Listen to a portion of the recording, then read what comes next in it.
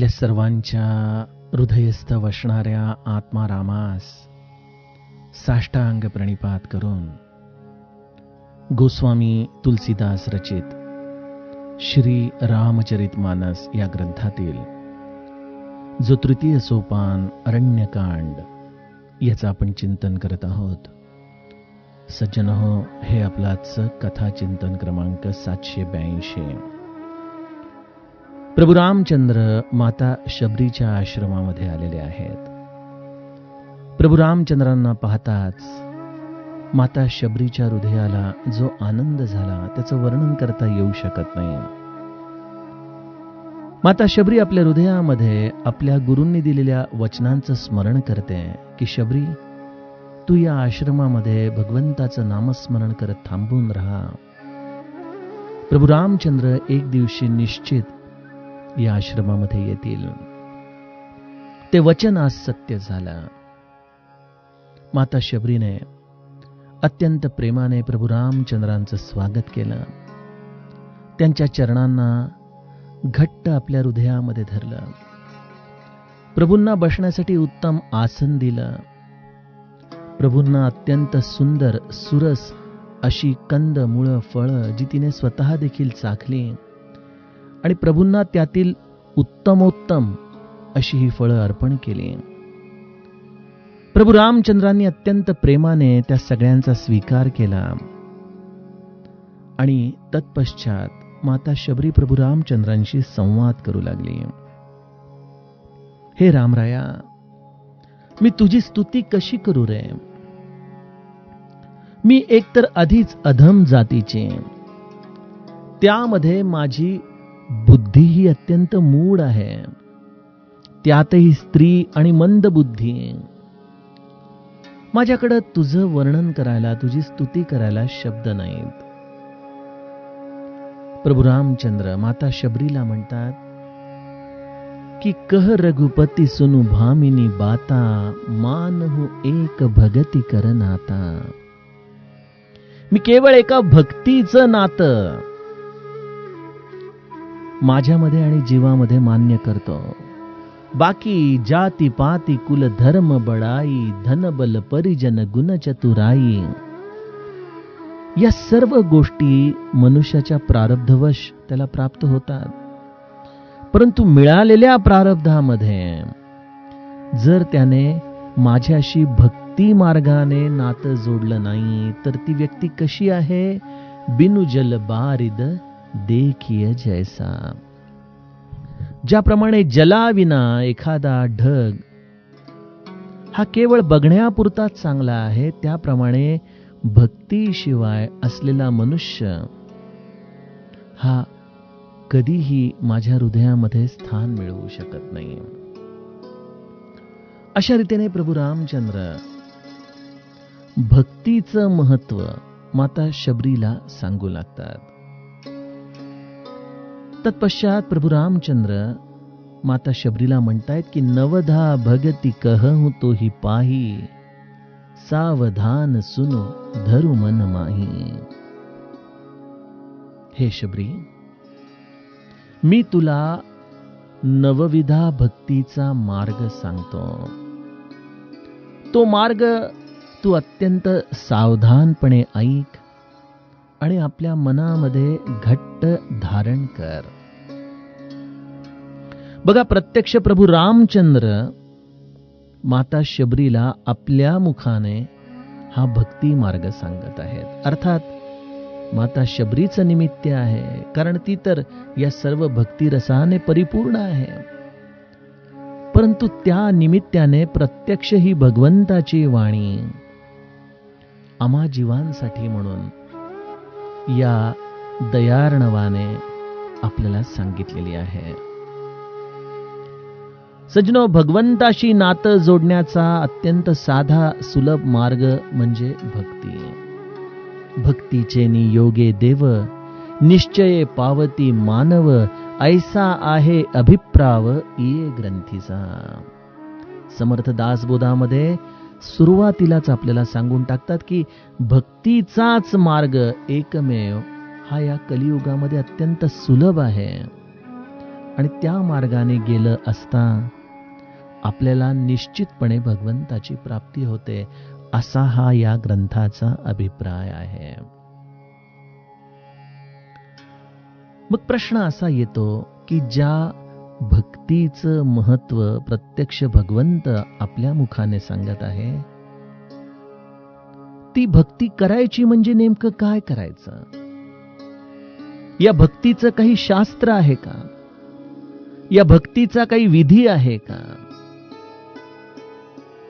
मुळात भक्ती या शब्दाची व्याख्या काय? आपण देखील मनामध्ये विचार करा की भक्ती या शब्दाची व्याख्या काय आहे माझ्या दृष्टीने. कदाचित भगवंताची उपासना, त्याचप्रमाणे देहाला वेगवेगळ्या पद्धतीने दिलेलं ताडण, त्याच्यासाठी केलेले उपवास, भगवंताची केलेली नित्य पूजा, अजूनही आपण भक्तीच्या काय काय व्याख्या आपल्या मनामध्ये करू शकतो, या सर्व गोष्टींचा विचार आपण सहजपणे करा. आणि त्यातून आपल्याला जसं लहानपणी एका वाक्यात उत्तर द्या असा प्रश्न असायचा, त्याप्रमाणे नेमकं भक्ती म्हणजे काय हा प्रश्न आपल्या स्वतःला विचारा.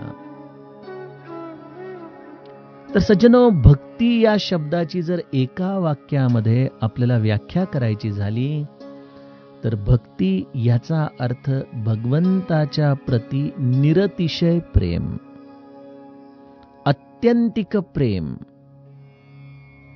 याचा अर्थ भक्ती आहे.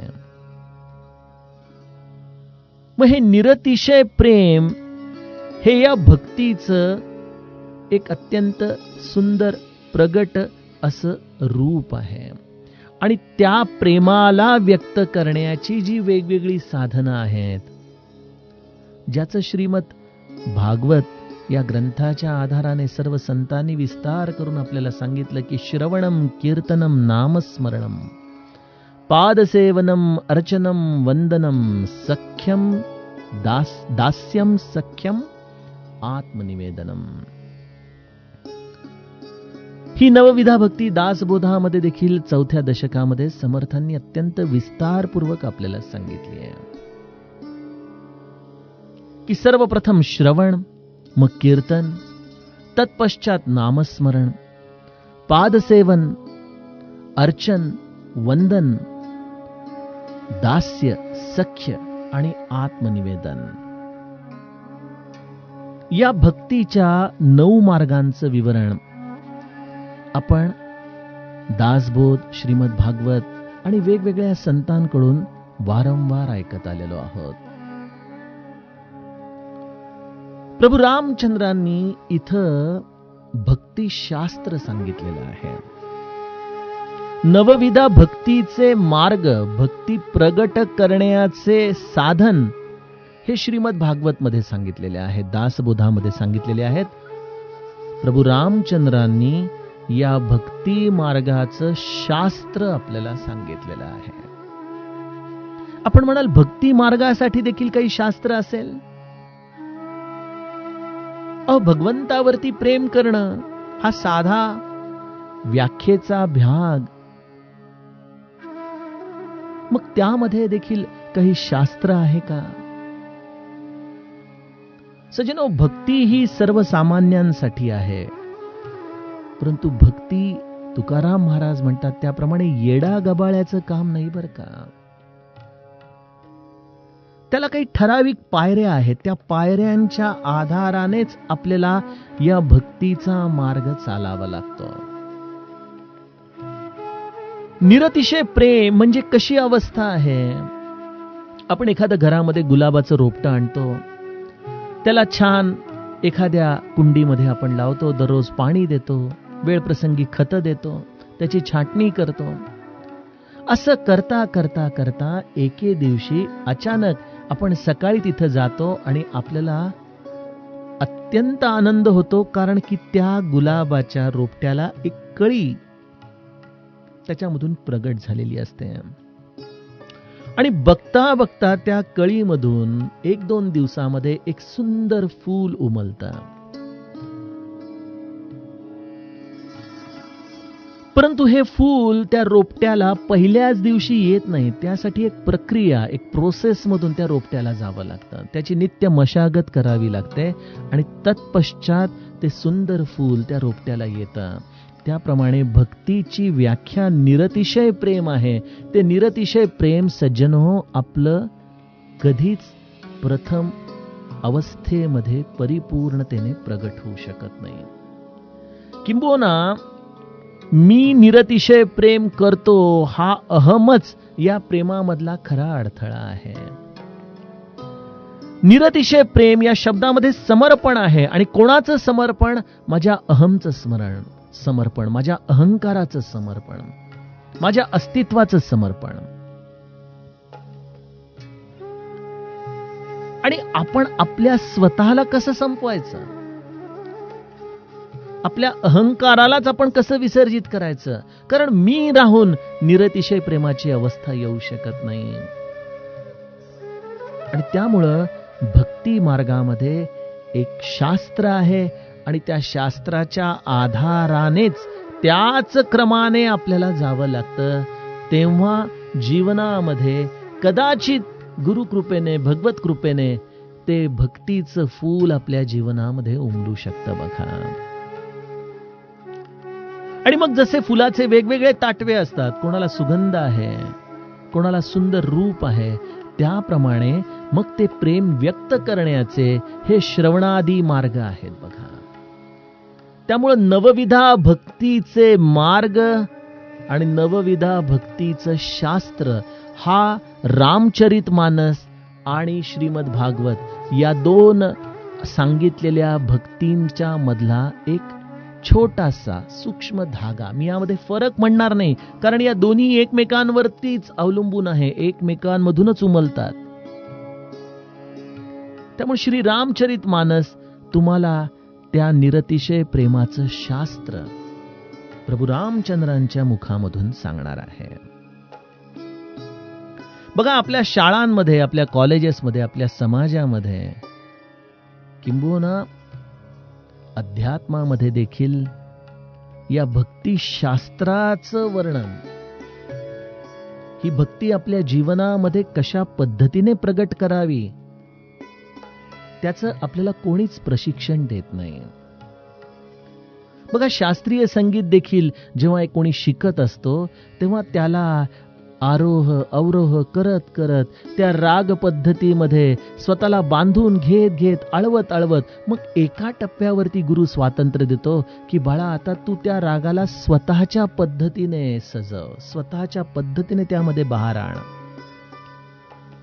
त्याप्रमाणे या निरतिशय प्रेमामध्ये देखील हे शास्त्र टप्प्याटप्प्याने आपण आपल्या जीवनामध्ये चांगलं घोळवायचं असतं. आणि मग एका टप्प्यावरती भगवंत आपल्याला स्वतंत्रता देतो त्याच्या प्रगटीकरणाची.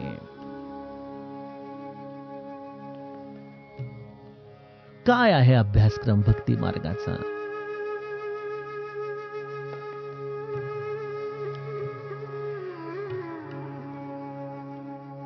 प्रभू रामचंद्र माता शबरीला 9 टप्प्यांमध्ये हा सर्व अभ्यासक्रम सांगणार आहेत. भक्ती हे शास्त्र आपल्या जीवनामध्ये उतरवण्यासाठी, हे शबरी, मी जे तुला या भक्तीची रहस्य सांगत आहेत ती तू सावधानपणे ऐक आणि मनामध्ये धारण कर.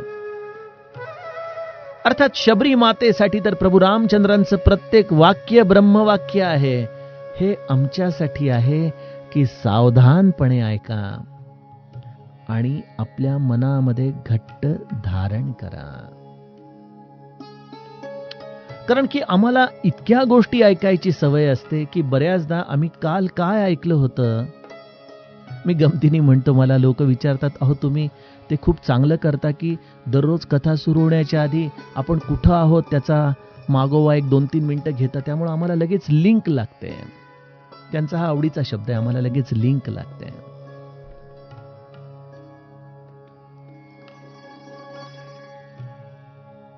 कारण आम्हाला पासबुकाचे आकडे लक्षात राहतील, जवळपासच्या लोकांचे मोबाईल नंबरही लक्षात राहतील, परंतु परमार्थाची सूत्र मात्र लक्षात राहत नाहीत. याचं कारण आम्ही तेवढे सावधान नाही आहोत, तेवढं आम्ही मनामध्ये त्याला घट्ट धारण करत नाही सज्जनो.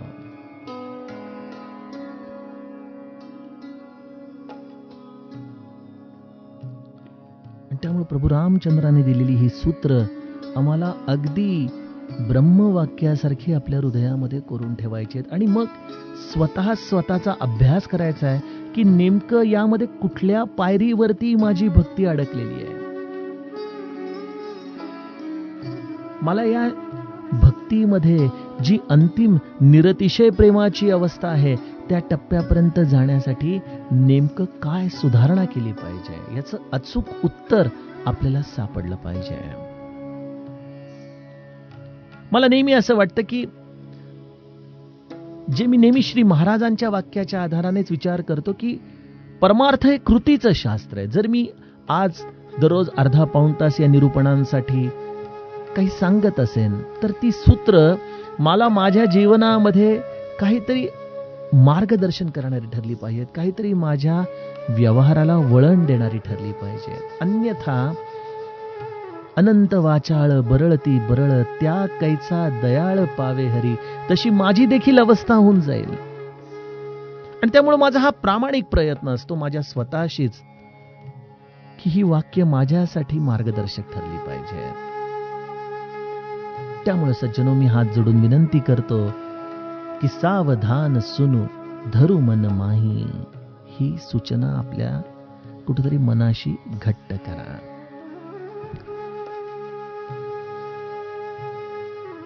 बघा, आपण एखाद्या गावाहून दुसऱ्या गावाला जायला निघालो. समजा आता आपल्याला इथून गोंदवल्याला जायचंय तर आपल्याला मुंबईचा दिशा पकडून उपयोग नाही, आपल्याला साताराच्या दिशेनेच प्रवास करायला पाहिजे की नाही. म्हणजे घरातून निघाल्यापासूनच आपल्याला योग्य दिशा अचूक पकडावी लागते. जर आमचा मार्ग पहिल्यांदाच भरकटला तर आम्ही पुन्हा मूळ मार्गावर येणं हे अत्यंत कठीण होऊन बसतं.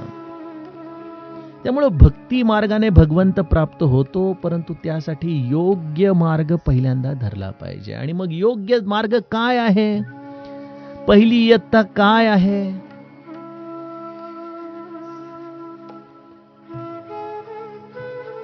प्रभू रामचंद्र माता शबरीला सांगतात, प्रथम भगती संतन कर संगा.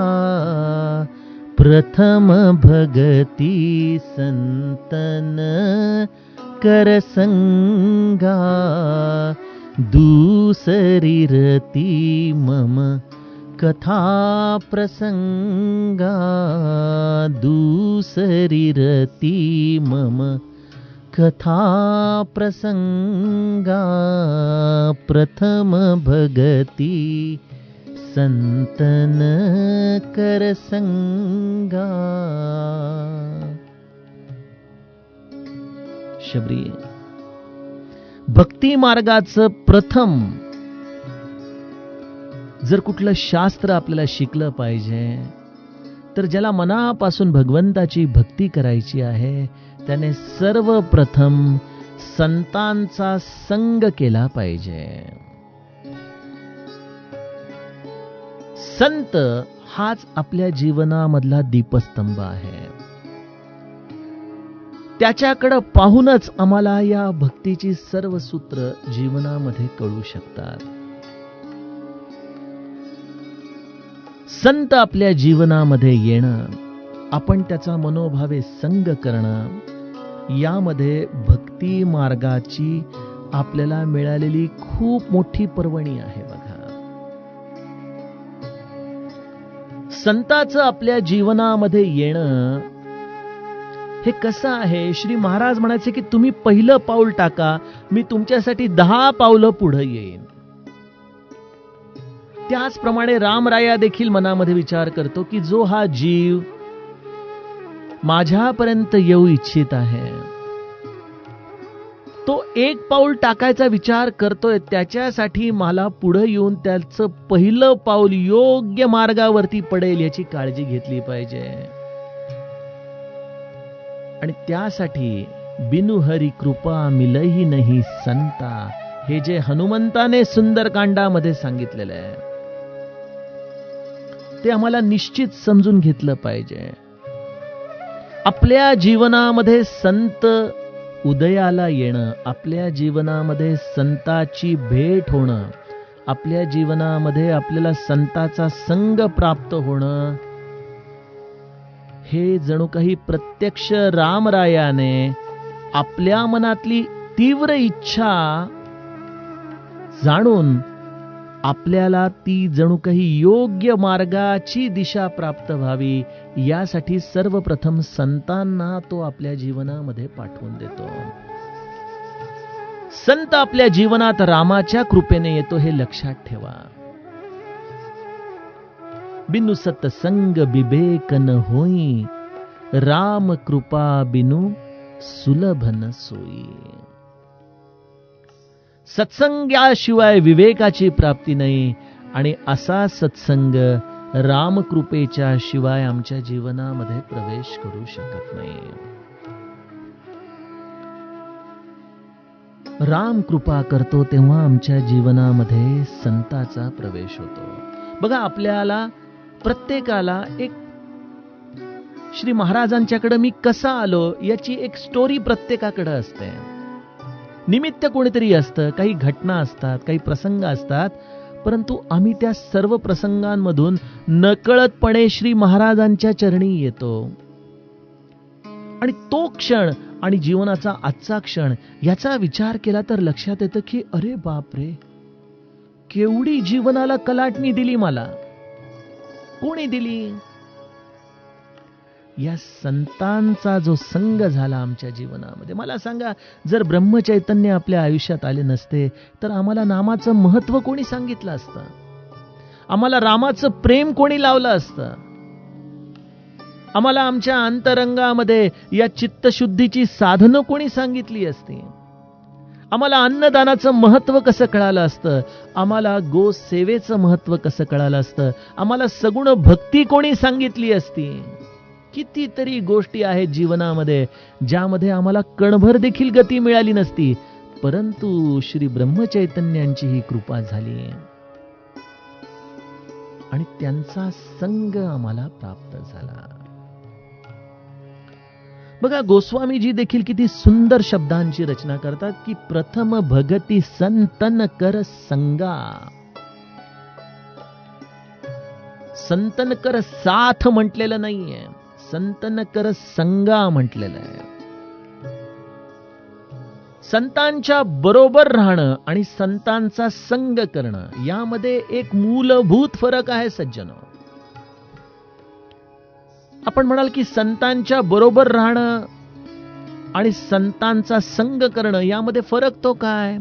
श्री महाराजांच्याच वाक्यामध्ये मी आपल्याला सांगतो की श्री महाराज म्हणतात की दररोज एक आगगाडी काशी यात्रेला जाते. त्या आगगाडीच्या सगळ्यात जास्त काशी यात्रा झाल्या म्हणजे ती सर्वात पुण्यवान झाली पाहिजे. परंतु वस्तुस्थिती तशी आहे का? त्या आगगाडीला कोणी पुण्यवान समजतं का? त्याप्रमाणे संतांच्या देहाबरोबर मी किती काळ राहिलो हा एक वेगळा प्रश्न आहे. परंतु संतांच्या स्थितीमध्ये, संत ज्या मनस्थितीमध्ये जगत होते, संत ज्या तत्वस्थितीमध्ये जगत होते, संत ज्या भावस्थितीमध्ये जगत होते, या स्थितींपैकी मी कशाच्या बरोबर माझं मन किती वेळ ठेवू शकलो, याचं नाव आहे संत संग. आणि देहाच्या बरोबर संताबरोबर फिरणं याचं नाव आहे संतांची साथ, जी देहाच्या आधाराने आहे. नो डाऊट की हे देखील खूप मोठं भाग्य आहे की संतांच्या सहवासामध्ये देहाने आपण राहिलो.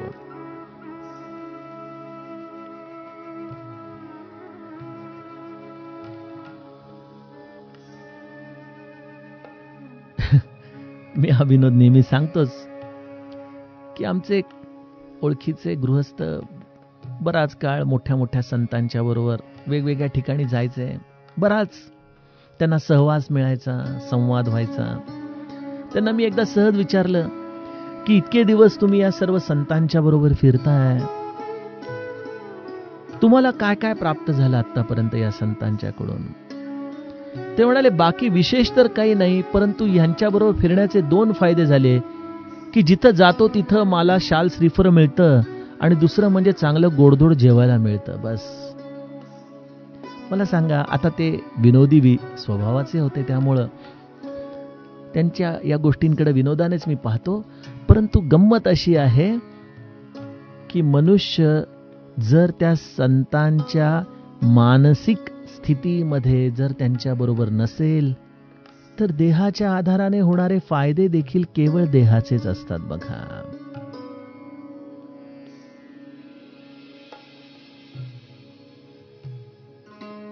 आणि संतांच्या सहवासामध्ये राहून जर आपण त्यांच्या मनाचा संग केला नसेल तर आपण संताला काय ओळखलं? श्री महाराज त्या भाऊसाहेब फॉरेस्टचं चरित्र फाडून टाकताना म्हणाले ना, काय कळालं तुम्हाला संत चरित्र? इथं गेला, तिथं गेला, तिथं गेला, या पलीकडे काय कळालं तुम्हाला माझं?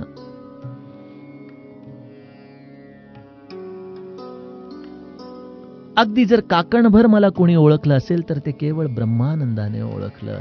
हे श्री महाराजांचं वाक्य होतं. आणि एक लक्षात घ्या, ब्रह्मानंद महाराजांना देहाच्या आधाराने श्री महाराजांची साथ अत्यंत कमी मिळाली,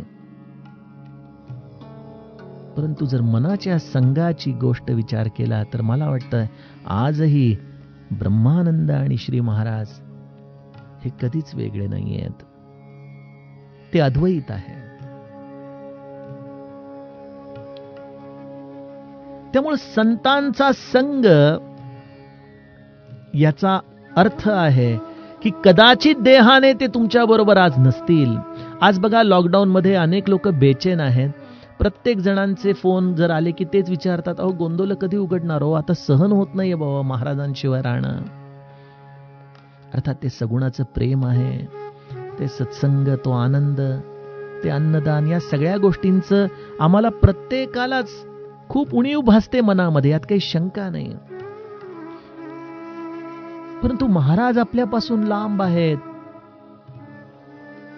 असं जर आम्हाला वाटत असेल तर कदाचित आमचं मन नामापासून लांब गेलं आहे, हाच त्याचा अर्थ निघतो की नाही? श्री महाराज म्हणतात, मला जर पाहायचं असेल तर नामामध्ये पहा. मी कुठं आलो नाही, मी कुठं गेलो नाही, मी केवळ नामामध्येच आहे. त्यामुळे श्री महाराजांचा जर आम्हाला खरंच संग करायचा असेल तर आम्हाला श्री महाराज ज्या तत्वस्थितीमध्ये जगले त्या तत्वस्थितीमध्ये आपलं मन अखंड ठेवण्याची कला साधली पाहिजे. आणि संत हा शोधायला जाऊ नका बरं का कुठंच कधी. आपल्याला असं वाटेल की प्रथम भगती संतन कर संगा, म्हणजे हा देहाच्या आधाराने आपल्याला संग करायला पाहिजे, तर त्या गैरसमजुतीमध्ये राहू नका.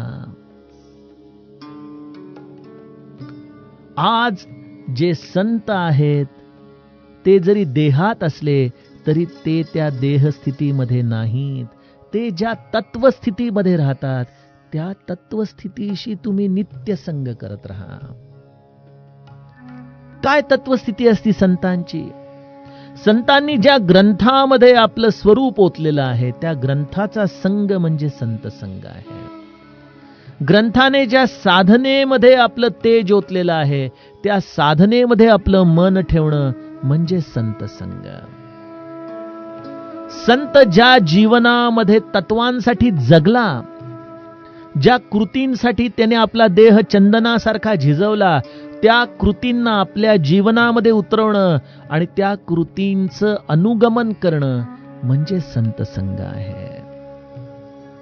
संताला जे आवडतं, जे देहामध्ये असताना तो मनोभावे करायचा, तीच गोष्ट मला आवडून मी देखील त्याप्रमाणे कृती करू लागलो तर मी संत संग करत आहे.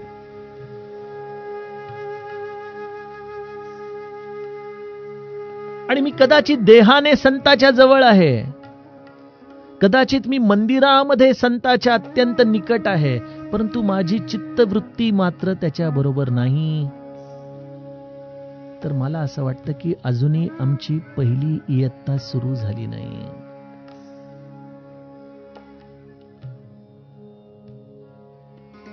आणि त्यामुळे श्री महाराज आम्हाला नित्य अनुसंधान हा मार्ग सांगायचे की बाळांनो, भगवंताच्या नामाचं प्रेम तुमच्या हृदयामध्ये असं काही भिनू द्या की या वृत्तींना तो सोडून दुसरं काही राहणारच नाही. जसा गोपींचा रास असायचा श्रीकृष्णाच्या भोवती, त्याप्रमाणे परमात्मा हा तुमच्या चित्तवृत्तीच्या मध्यभागी राहील आणि सर्व चित्तवृत्ती या परमात्माच्या भोवतीच घुटमळत राहतील. अशा पद्धतीने जेव्हा तुमच्या मनाची अवस्था या संताच्या साथीमध्ये राहता राहता संगामध्ये बदलेल, मग तो संत चैतन्य रूपात, समाधी रूपात किंवा देह रूपात असेल, परंतु तुमच्या चित्तवृत्ती जर बदलून तुमचं मन अखंड केवळ त्या स्मरणामध्ये रमू लागलं, तर समजावं की तुमच्या जीवनामध्ये संताने प्रवेश केलेला आहे.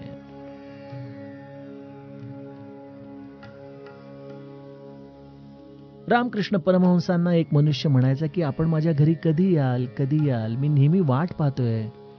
रामकृष्ण हसून म्हणायचे, अरे मी दररोज तुझ्या खोलीमध्ये येण्याचा प्रयत्न करतो, पण तुझ्या घरामध्ये एवढं सामान आहे की आतच प्रवेश करता येत नाही मला. त्या माणसाला काही कळायचं नाही. मग ते त्याला सांगायचे की बाळा, तुझं हृदय, तुझं चित्त सर्व या विषय वासनांनी इतकं भरलेलं आहे की मला जरी तुझ्याबरोबर राहावंसं वाटत असलं तरी मला तुझ्या हृदयामध्ये येता येत नाही, तुझ्या मनामध्ये मला स्थिर होता येत नाही. सज्जनो, संताचा संग करण्यामध्येच भक्तीची परिपूर्णता आहे. परंतु या संत संगामध्ये या आमच्या हृदयात भरलेल्या या विषयरूपी वासनांचे अडथळे दूर करण्यासाठी आम्हाला संत सांगतील तो संग मनापासून करता यायला पाहिजे. आणि संत आम्हाला काय सांगतात? संताची व्याख्या काय? जो भगवंत सोडून दुसरं काही बोलत नाही तो संत. आणि त्यामुळे भगवंत जो या संतांच्या द्वारे अखंड आपली लीला, आपलं नाम यांचंच संकीर्तन करत असतो, ती भगवंताची कथा, ते भगवंताचं नाम मनापासून आवडू लागणं, ही या नवविधा भक्ती शास्त्रातली दुसरी इयत्ता आहे. सज्जनो, अजूनही संत संघातले काही मुद्दे आपण चिंतन करत करत उद्या या दुसऱ्या भक्तीमध्ये प्रवेश करूया. जानकी जीवन स्मरण जय जय राम.